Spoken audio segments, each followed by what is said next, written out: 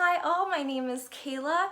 If you're watching this video, you probably saw my decisions reaction video or my college reveal video. And you're probably wondering how did I get into Franklin and Marshall or how I got into any of the schools that I did get accepted into.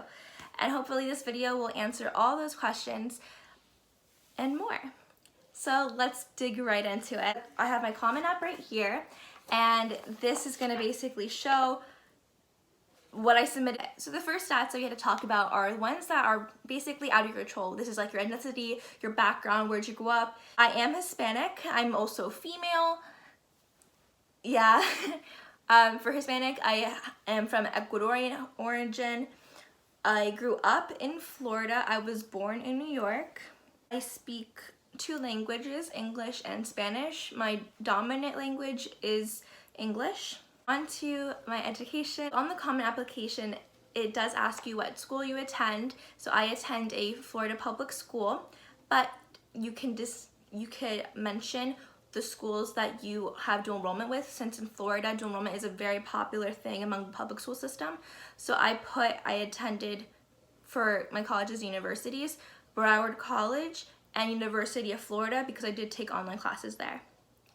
My ranking when I submitted my applications was a 13 out of 777 students. That has changed to an 11 out of 730 students. My unweighted GPA is a 3.85, and they do ask you for your senior course load.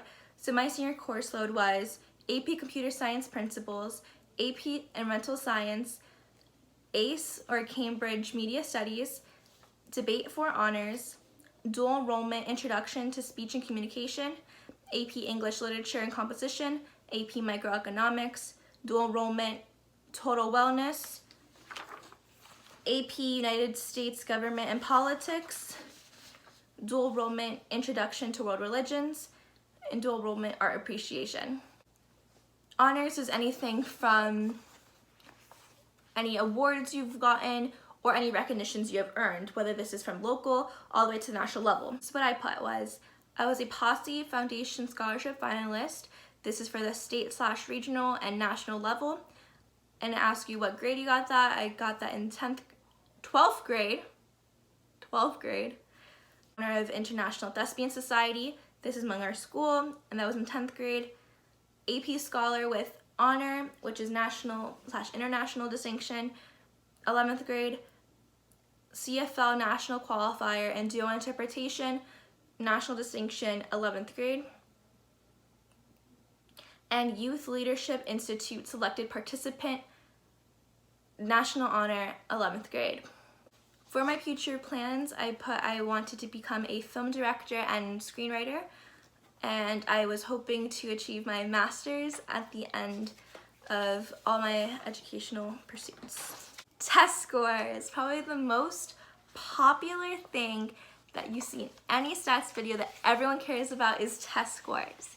And I would like to preface this so hard that for me, test scores was really not a big deal. I'll explain. So for all the schools that I got accepted to and I did submit test scores for, those were schools that I knew were my safety, and my test scores were above their average SAT or average ACT score. So I submitted test scores anyway for those. But that was a very few amount, I would say, because most schools I did apply to were my favorite term in my whole college process, test optional, okay? Test optional is such a great option if you are not a good test taker like me and you still want to apply to school that is selective, but maybe your test score is the only thing that's holding you back. That perfectly explains my case, because I did take a rigorous course load every single year of high school, but I really did not perform well on my SAT or ACT. In the end, all the selective schools I got into, I applied to them test optional. So that's my only preface to this before I say my scores. And test scores do not have to define you, okay? It does not define you or your college application at all. I would say though that it is better to get a higher test score if you have that ability, so you don't limit yourself from the schools that you really want to apply to. Trying to apply to top tier universities that have less than a 2-digit acceptance rate, that test score will matter. For my SAT, I got a composite score of a 1200. This was a 580 on the math section and a 620 on the reading and writing section. Only took it once, didn't take it again. I took it twice, getting the same score, and my composite score was a 26. My breakdown was in English, I got a 28, math a 24, reading a 30, science a 23. And now, my AP scores. I earned a 4 on human geography, 3 world history, 3 seminar, 3 research, 4 United States history, 3 English language and composition, 3 psychology, 3 statistics, 3 biology. And on the Common App, it allows you to write down what exams you will be taking in your senior year. So I put I'll be taking the English literature and composition exam, computer science principles exam, microeconomics exam, government politics exam, and environmental science exam.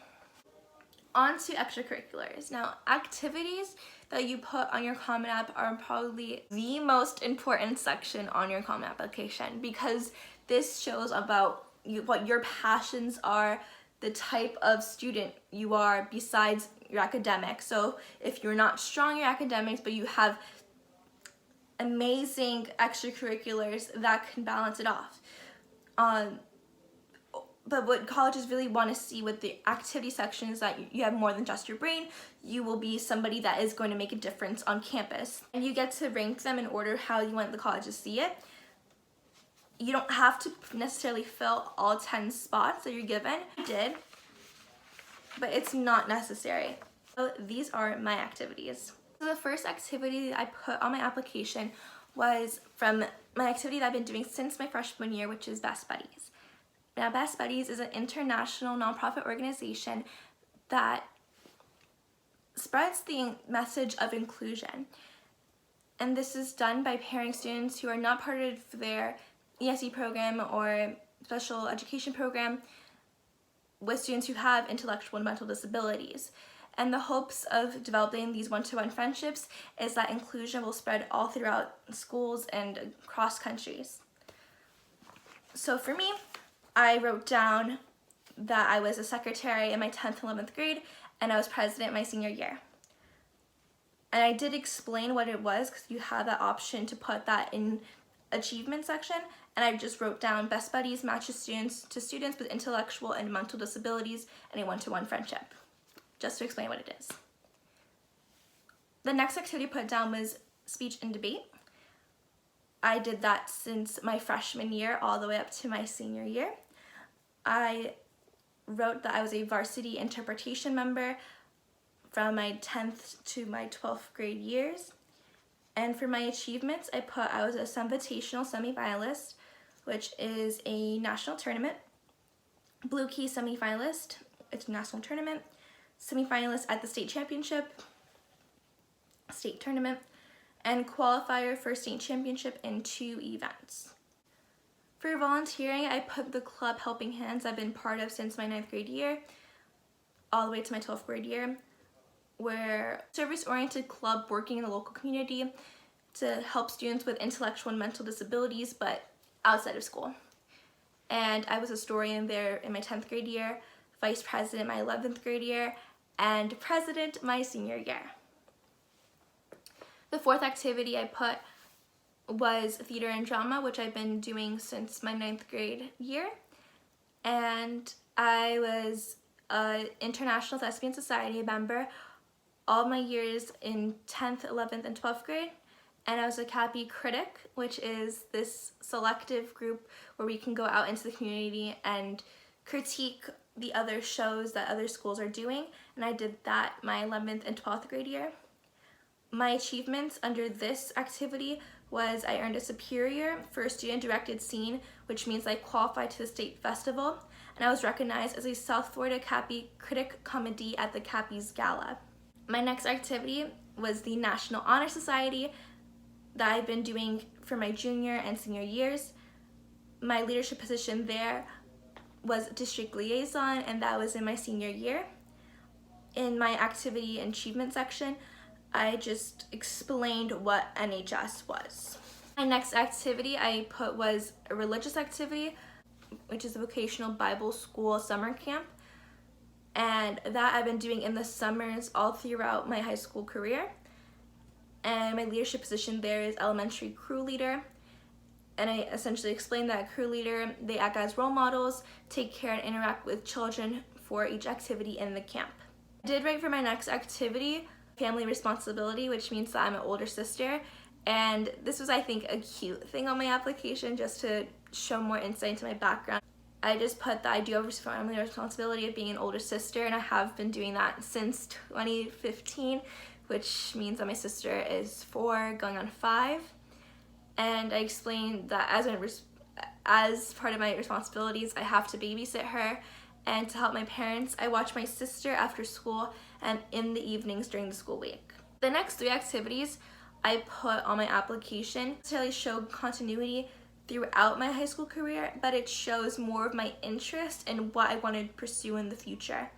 So in 11th grade, I was acting in this play in my local community for Inside Out Theater. The show was The Curious Incident of the Dog in the Nighttime, and I explained how rehearsals and performances occurred from September to January, and I had the role of Mrs. Shiaz. My next activity was a career-oriented activity, and I wrote down that I went to Ithaca College summer program for screenwriting, and I explained what I learned, which was professional screenplay format, proper story structure, and character development. And my last activity that I put on my application was my newest activity, but probably an activity that I did the most senior year, which was Brace Cadets Cohort 2, and I explained that my leadership position was being a Brace Cadet in my senior year. And I explained that this is a selective process to become a Brace Cadet, and selected applicants become cadets to implement a project that promotes the knowledge of college success, financial aid, scholarships, and etc. The next part of my stats is not really something that is relevant to all my schools that I got accepted to, but more so to all the schools that are Posse institutions. So as I mentioned in my previous videos, that I am a Posse finalist, but I'm not a Posse scholar, meaning that the school I am attending is a Posse institution, but I did not get in there through the Posse process with a Posse scholarship in hand.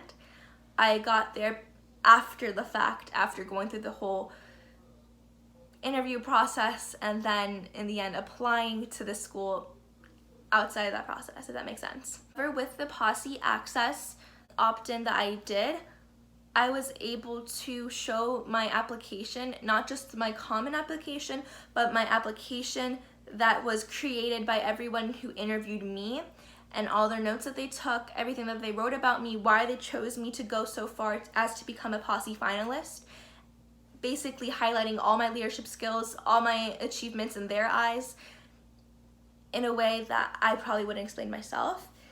And they showed that to all the Posse institutions, especially the ones that I applied to through Posse Access.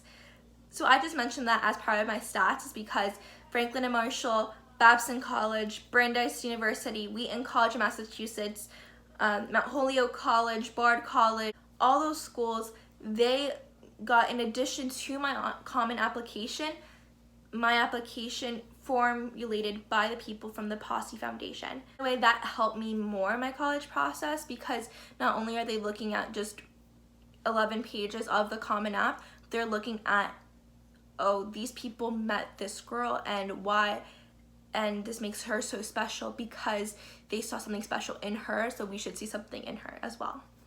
I just put that as a blurb just to also highlight how much you should, if you have the opportunity, to do the Posse Foundation and go through that process, because in the end it really did change my entire college process.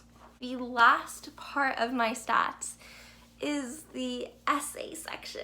For Franklin and Marshall, which is the school I committed to, all I had to do was a common application and submit. I didn't have to do any supplemental essays. I didn't have to put a portfolio together, even though I think I did put my writings that I did because I do like to write in there, but it's not necessary at all. It's almost ironic because I did so many essays this year in my entire college process for supplementals and everything else, but the school that I ended up going to didn't even require or read any of my supplemental essays. And they're just going off of my CommonApp essay, which is so funny to me. But if you really wanted me to discuss with you my other essays, I'll be happy to do so because all my other schools did require me to do supplementals, but it just so happened that Franklin Marshall didn't. Okay, so my personal essay for the CommonApp. I will read my essay just for the benefit of future students who hopefully will watch this video.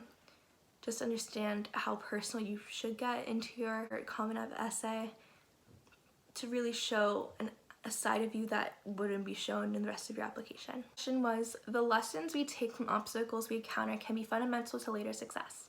Recount a time when you faced a challenge, setback, or failure. How did it affect you, and what did you learn from the experience? Growing up in a cookie-cutter environment, every detail of my life was supposed to be made of rainbows and sunshine. My attendance at a small private religious middle school ingrained important ideals of respect, integrity, and trust. However, the close proximity of growing tweens contributed to too much drama. My biggest concerns dealt with stress at school dances, winning the next volleyball tournament, and choosing the best place to hang out on the weekends. My vain demeanor rested comfortably in my bubble until suddenly popped towards the end of 6th grade. It was a quiet Wednesday. As I finished home in the evening, I bounced out of my room to grab a snack. I entered the living room to see the concerned faces of my mother and father, freezing me in my place. Their mumbled whispers intensified my own worries. My mother motioned me over to call an ambulance.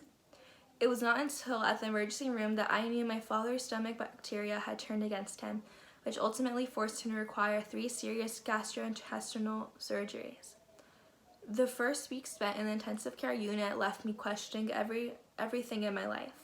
The tubes extending from his body, his unconscious self, and my mother's teary face made it hard to understand this surreal reality.